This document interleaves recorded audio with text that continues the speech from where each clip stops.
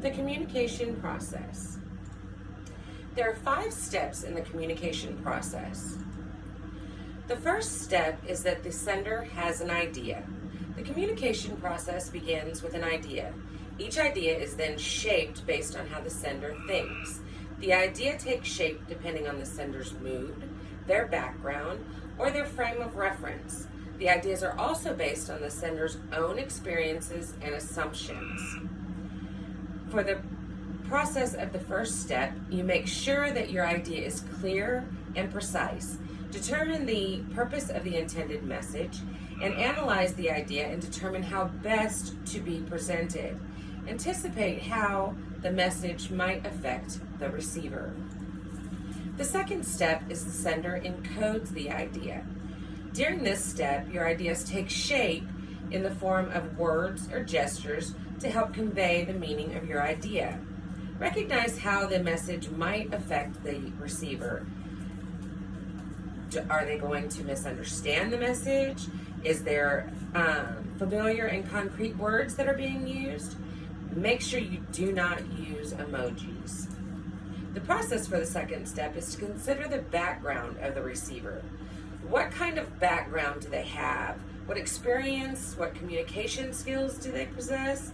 And what is their culture? How might their culture affect their response in receiving this message, and how might they grasp the concept? Make sure to use concrete words and appropriate gestures and symbols. Encourage feedback. The third step is the sender selects channel and transmits the message. Determine the best way to communicate your message.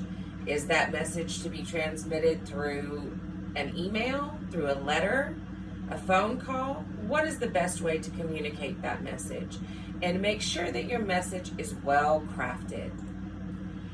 The process for the third step is to consider the importance of the message, the feedback desired, and the interaction needed.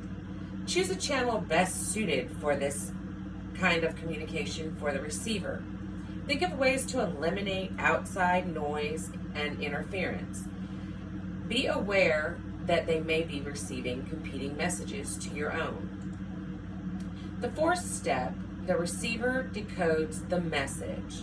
The receiver translates this message, and it involves decoding what the sender has meant by the message. Be aware that barriers may exist in translating. The process for the fourth step is the receiver should avoid any preconceptions to what the message might intend. Seek to understand both verbal and nonverbal cues in the message. Strive to ignore and eliminate distractions. Create a receptive response and be open to learning. Be expectant.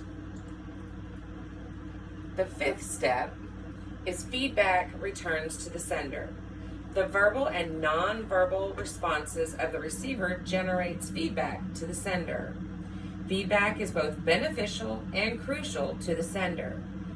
The receivers improve the feedback by being both clear and thorough in their response.